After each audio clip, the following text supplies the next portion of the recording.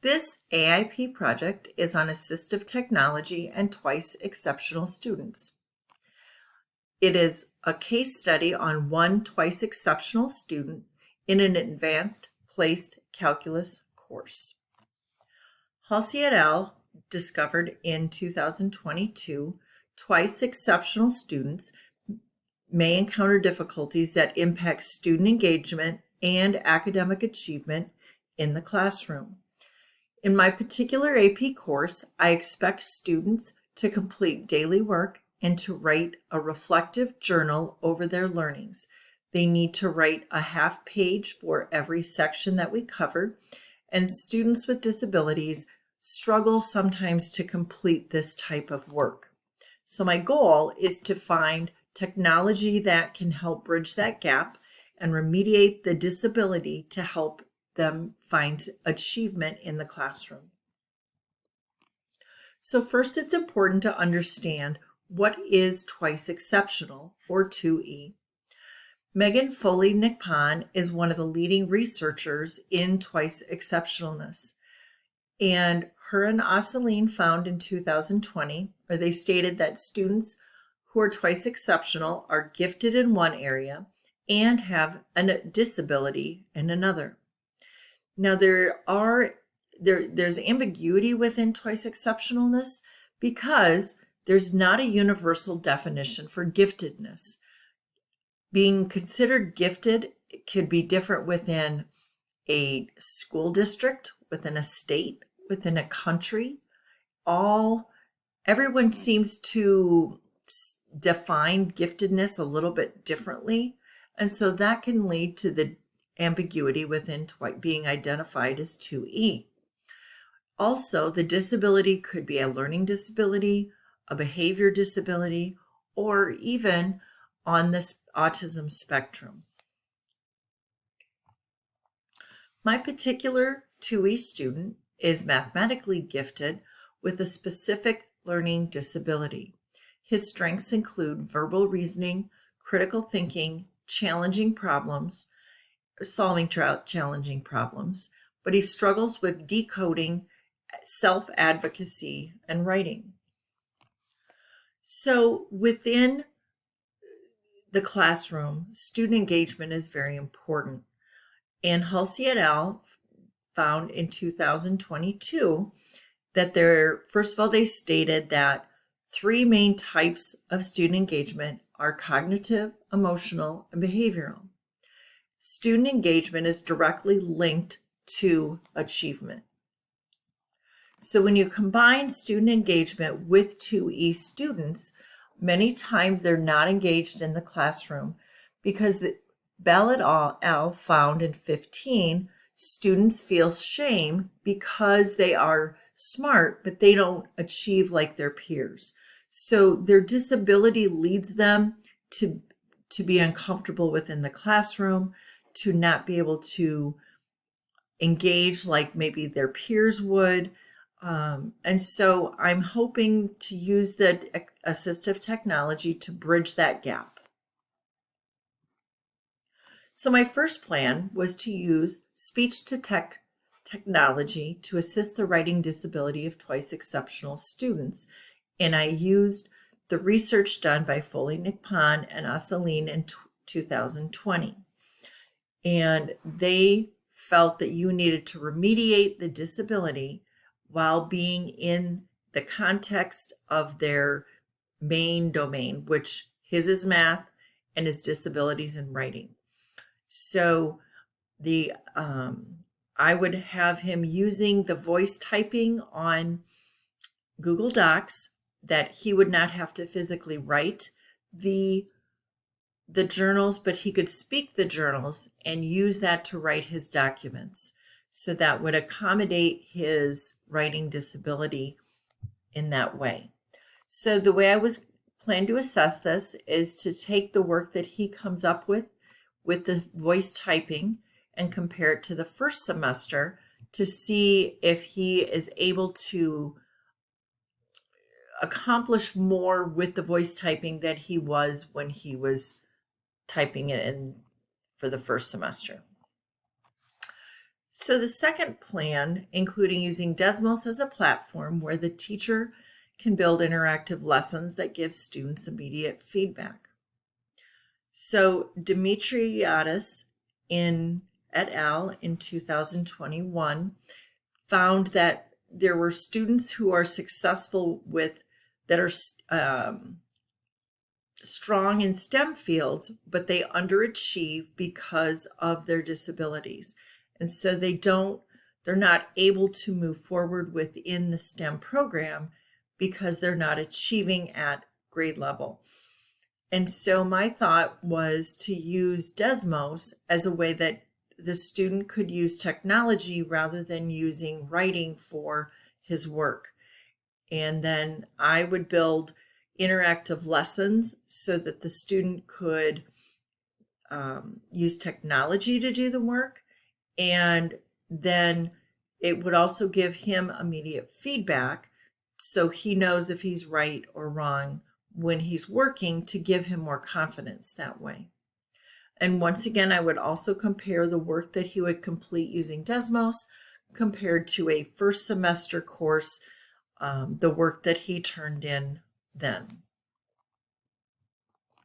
The third plan was to use Satori as a creative alternative to writing homework and journals on paper. Siegel et al. In 2020, they talked about having students they need to have meaning to their learning.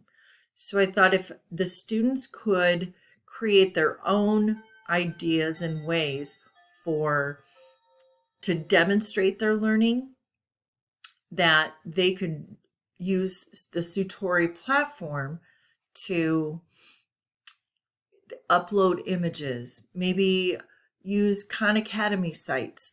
They could just be creative in how they would represent their learning.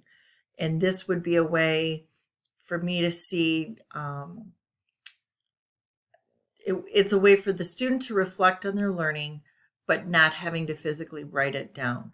They might use screenshots. They might do all sorts of different ideas, any way to convey what they learned in that particular unit.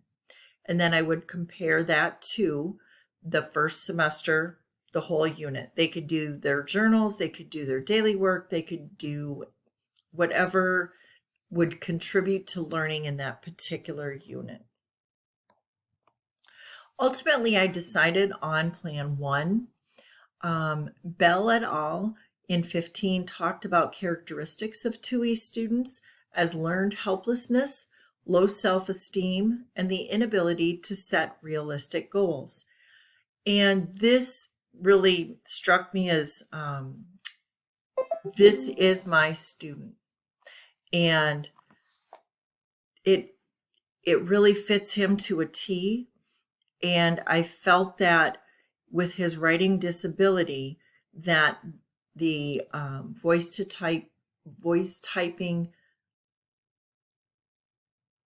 technology would help him to complete work, to make those connections that he needed to make for the assessments, and to become more confident. And it would be the bridge needed between his giftedness and remediating the disability.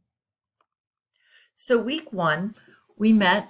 First of all, I talked to the technology. I talked about technology with our District 2E coordinator, and she was the one that recommended that I use Flipgrid just to record our conversations, and then try and use that to create the Google Doc. Then I talked with the student, and we discussed the plan and kind of looked through seeing if we needed to adjust anything. I talked to his mother, and she was all on board and thought this was a great idea. And then we set up our times to meet after school.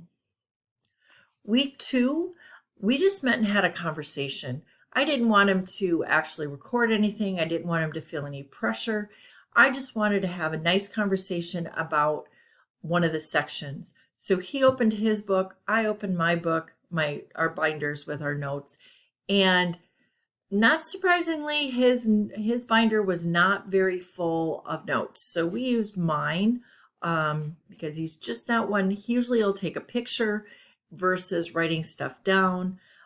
So we're trying to find that what works best for him. So he would talk about things that are important and connections he made, and I would prompt him if he got stuck. So it was just a conversation, and we kind of moved forward from there. So the next meeting, we use Flipgrid to record the conversation. And that the conversation went much more smoothly. And then I actually took the recording and made a Word document with it. So if you want to stop this and read this, you will see it did not go so well. The recording just didn't do very well, and it took too much. It just couldn't understand the calculus notation. So the next meeting, I said, why don't we record it on Flipgrid? Because the student himself thought that that was helpful for him to hear. But then he used the voice typing while we were recording it, and he could stop and he could just complete a sentence and make sure it was how he wanted it. He could put a period, he could start a new sentence. And then he just cleaned it up as we went through. This was the result of that. And if you'll notice, that's a fairly decent paragraph on our 6.4 section. And I want you to compare this because I compared this one that he did using the voice typing. This was an entire chapter that was made up of 6 sections of journals that should have been a front and back of a page and then whole nother front of another page. And this is all he came up with. This was very minimal work. And when I compared it back, I was very pleased with what he had accomplished using the voice typing. So in reflection, I was very pleased with the whole project. The student was able to complete work. He also gained confidence. He was able to make connections as we were talking through things. And when he came into class, he was much more confident in engaging within the discussion. He also talked about that he might be able to use this in other courses and complete work there. So I was really happy about that. And I think not only if he can work through this in high school, that he could take this to college and also be able to complete more work for his college courses. I really felt like all of the plans had possibilities.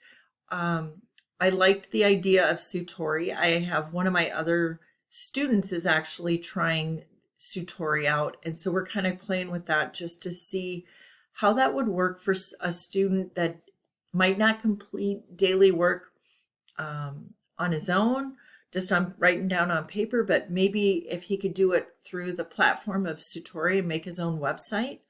And the other thing is, I thought for students, if they could create an entire long year of a website on calculus, when they went to college, that could be information they could take with them and always have.